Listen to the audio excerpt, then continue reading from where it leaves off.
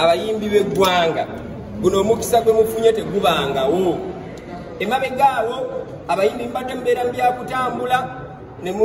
mukuba n'ennyimba simanya ggulu simanya olugendo lw'eggulu ku market place yaffe eno omuyimbi agenda kubanga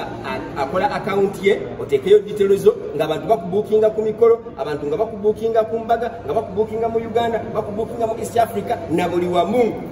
kubanga okuva bajjako Facebook abayimbi babadde bazzenye emabega era muyinza okunjulira abayimbi tebakyalabika mujjukire bizonto nga tebanejjako zonto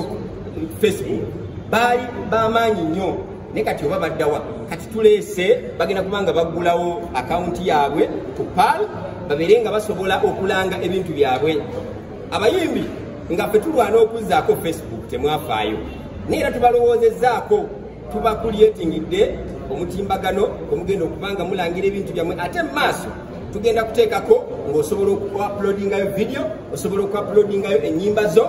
tubeere nga talenti ze Uganda tuzisitulira ddala Uganda ebeere nga yeridinga mu Africa n'ensi yonna.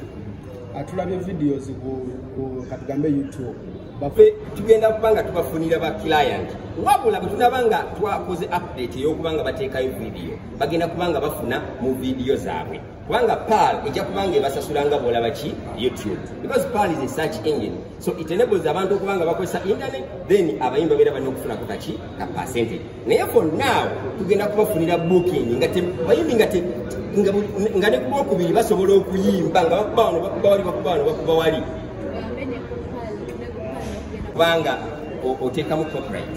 kubanga copyright is under the parent law Uganda era omuntu ateeka okubanga alina right ku luyimba kubanga asobola okubanga alwaploadinga ku PAL egezaako okulaba nga eregulatinga